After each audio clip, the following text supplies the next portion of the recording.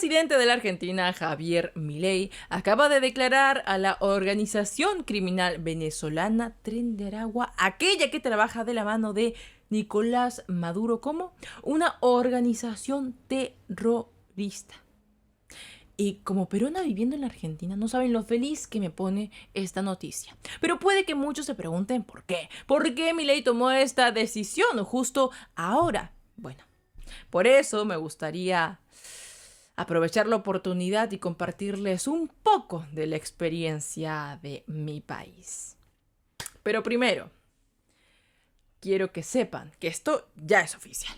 La ministra de Seguridad, Patricia Bullrich, lo acaba de confirmar durante las últimas horas. Como pueden ver en pantalla, ella comunicó: declaramos al Tren de Aragua organización terrorista. ¿Qué implica esto? Espérense un poquito, ya lo vamos a ver. Terminamos con su mensaje. El narcoterrorismo no tiene lugar en Argentina. Desde hoy, el Tren de Aragua, una de las bandas más peligrosas de América Latina, está inscripto en el Registro Público de Terroristas, REPET. Esto significa congelamiento de bienes, bloqueo de operaciones y persecución total. Por eso estoy alegre, porque Argentina ha reaccionado antes de tiempo. Está previniendo antes de lamentar. Mientras otros miraron por otro lado, nosotros enfrentamos a las mafias con decisión. No vamos a permitir que esta organización criminal siga expandiendo su terror en nuestro país. Los vamos a desmantelar, los vamos a expulsar y los vamos a meter adentro a todos. Con nosotros se acabó la impunidad, ley y orden. Por si fuera poco, el Ministerio de Seguridad Nacional terminó con esto. Se terminó la impunidad. El Tren de Aragua está inscripta como organización terrorista. Entonces, ya no cabe ninguna duda sobre la oficialidad de esta decisión, que, como hemos visto, implica bajo el sistema otro trato, porque ya no se la considera una organización más. No, se la considera una amenaza para la sociedad, se la considera una organización terrorista, al igual que el Hezbollah en Argentina, que realizó atentados, por ejemplo. Por eso es que se puede legalmente ahora congelar sus bienes, iniciar persecuciones e incluso cooperar con otros países para evitar su expansión en Argentina. Que eso es justamente lo que me preocupa. Y creo que la gran mayoría debería preocuparles, pero posiblemente muchos no entiendan por qué. Esto debería preocupar más que otras organizaciones criminales. Si es que ustedes son de ellos, pues les explico que el Tren de Aragua no es una organización criminal cualquiera. De hecho, su paso en América Latina se ha visto marcado por crímenes atroces de otro nivel. Descuartizan, torturan a sus víctimas y graban videos de esto, compartiéndolos por redes sociales para generar miedo en los lugares por donde pasan. Yo les decía en un inicio que como peruana me gustaría compartirles mi experiencia, porque mi país, al igual que otros, pues es mejor dicho todavía, víctima de esta organización terrorista. Lamentablemente, en mi país se ha normalizado la extorsión, el chantaje, si es que no pagas dinero, cupos a una organización criminal, puedes perder la vida. Y por más que lo hagas, a veces incluso inocentes pagan por pecadores. Por más que lo hagas, a veces el chofer de tu colectivo, es decir, del bus por donde estás transitando, si no pagó, va a perder la vida y puede que tú también lo hagas como pasajero incluso. Esto lo digo por la cantidad de antecedentes que se han visto en mi país, desde personas trabajadoras, desde cocineros, choferes. Ni uno se salva. Ni uno se salva. Y déjenme decirles que pues el caso de mi país, Perú, no es el único. De hecho, este mismo tipo de sucesos o similares han ocurrido en otros que poseen mucha más financiación en seguridad, como Chile, donde incluso acabaron con la vida de un militar venezolano de oposición. Hablo del caso de Ronald Ojeda, pero claro que no es el único, claro que hay muchos más. De hecho, incluso países como Estados Unidos, o sea, se dan cuenta, Estados Unidos, donde una persona común y corriente puede portar un arma, muchas chicas, mujeres jóvenes como yo, han perdido la vida de manera injustificable. Han salido una mañana a hacer deporte y se han topado con un criminal. Un criminal y abusivo. Tal es el caso de Laken Riley. Un caso muy viral en los Estados Unidos por el cual Donald Trump ha iniciado medidas muy severas contra esta organización. Y es que, al igual que Javier Milei, él también declaró al Tren de Aragua como organización terrorista. De hecho, un poco antes. Y es a causa de esto que muchos de oposición ahora vienen diciendo: Milei pues decidió declarar al Tren de Aragua como organización criminal, como organización terrorista, porque Donald Trump lo hizo. Porque es un cipayo, porque es un benepadre, porque le quiere caer bien a Trump. Cuando, por si no se enteran, primero Trump, al igual que ha declarado organización terrorista al Tren de Aragua, lo ha hecho con el resto de cárteles que actúan en los Estados Unidos. Y cuando la Argentina tiene muchas más razones para acatar estas medidas ahora. Pero seguramente, pues los que piensan esto no se han enterado de las razones. Y el aumento de criminalidad que pues han sufrido vecinos países como el mío, Perú, Chile, Estados Unidos y demás, pues no es el único problema, para nada. Considerando la situación mundial de ahora, de hecho, Argentina podría sufrir la llegada del fentanilo. Y esto, pues no lo digo yo, esto ya lo están diciendo algunos medios de comunicación hace algunas semanas. Por eso me gustaría que escuchemos pues a este periodista, miren. Pero cuando uno escucha a los expertos, la discusión de expertos en otras partes del mundo, hay mucha preocupación por lo que puede pasar, no solo con el Tren de Aragua, sino que desde Estados Unidos, ¿qué puede pasar con el fentanilo? La epidemia de fentanilo que mataba a razón de 100.000 personas por año y bajó un poquito a 70.000, pero solo porque encontraron un medicamento para sacar a la gente que se está muriendo de sobredosis. El fentanilo baja, deprime el sistema nervioso central y esto puede provocar la muerte.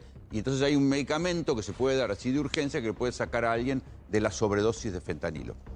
Lo que están investigando, lo que están analizando los expertos, el otro día estaba escuchando un podcast de Radio France donde el jefe de la Agencia Europea Antidrogas decía que están siguiendo atentamente qué puede pasar en Estados Unidos con la cuestión del fentanilo. ¿Por qué? Porque el fentanilo entra a los Estados Unidos desde México y viene enviado por China, que es el mayor fabricante de medicamentos. Es verdad que China puso una serie de restricciones a los medicamentos, pero en China, por más que haya un Estado absolutista, también hay mafias y esas mafias tratan con los carteles mexicanos. El fentanilo es muy fácil de introducir porque es muy pequeño, con muy pocas dosis de fentanilo se puede ir cortando y se puede introducir. No es como la cocaína, como la marihuana, que ocupa un gran volumen.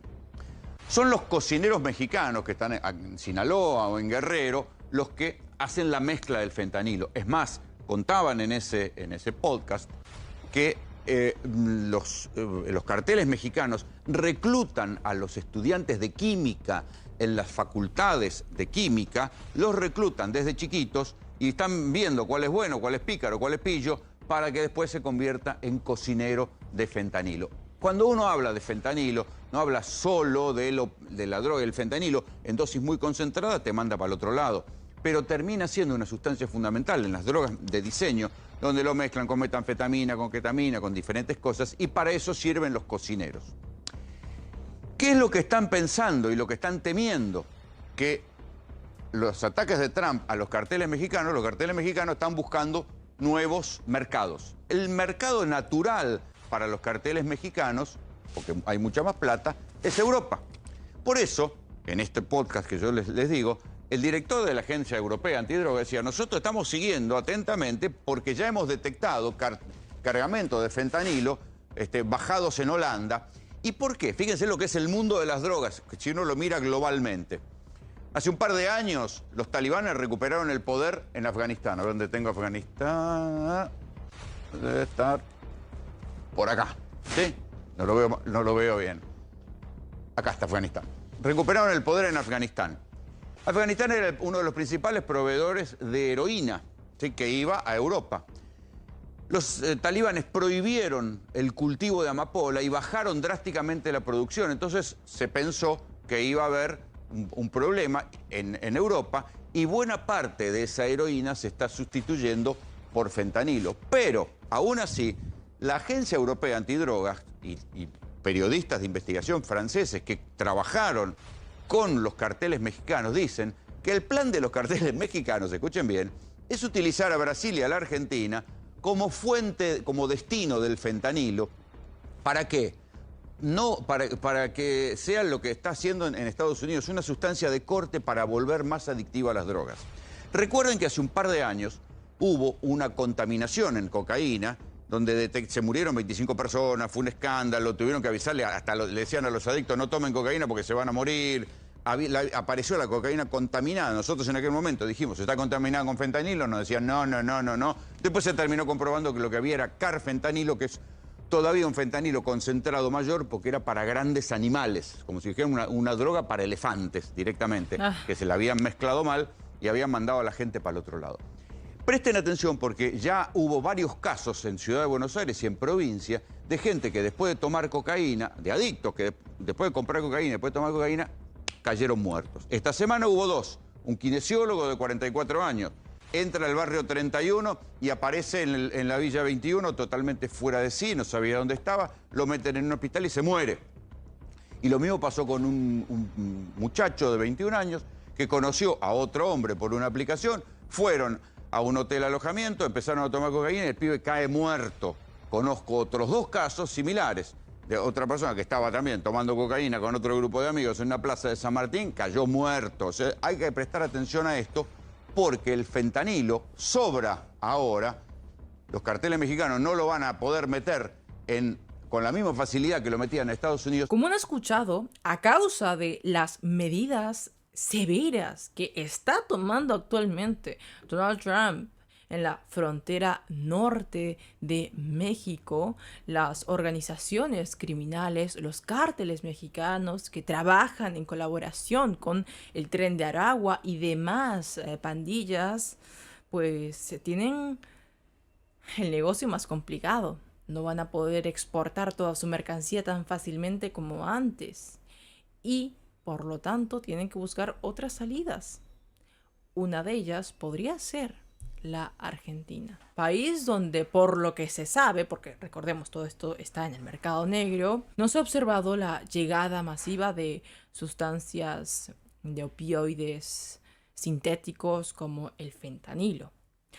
Y creo que en este momento no se puede subestimar para nada las consecuencias del fentanilo. Porque yo no es que conozca muchas de estas sustancias ilícitas, pero sí que conozco pues algunas de sus consecuencias. ¿Y a qué me refiero específicamente? Yo no sé quién puede estar viviendo debajo de una piedra y puede no haberse enterado de la situación de algunas calles, por ejemplo, de Filadelfia en Estados Unidos, donde pues se ha reportado la presencia de adictos al fentanilo que tienen secuelas muy graves en su salud. He aquí algunos ejemplos de cómo te deja, por ejemplo, esta droga. Y déjenme decirles que lo peor no es solamente pues las secuelas que te deja mientras te mata, ¿no? Justamente lo peor de esto pues es la cantidad de pérdidas humanas que ha desencadenado. En 2022 se calcula que aproximadamente 108.000 personas perdieron la vida en los Estados Unidos por el consumo excesivo de este opioide sintético. Y lo peor no es solo la crisis sanitaria que genera, no. Esto tiene más consecuencias de las que uno se puede imaginar. No solo en la salud de muchas personas, sino también como país. Ustedes se imaginan el golpe a la productividad que puede representar una crisis como esta. Es por este tipo de cosas que les decía que Javier Milei pues tiene razones de sobra para tomar estas medidas severas en contra del tren de Aragua, más que solo remedar a Donald Trump para simpatizarle.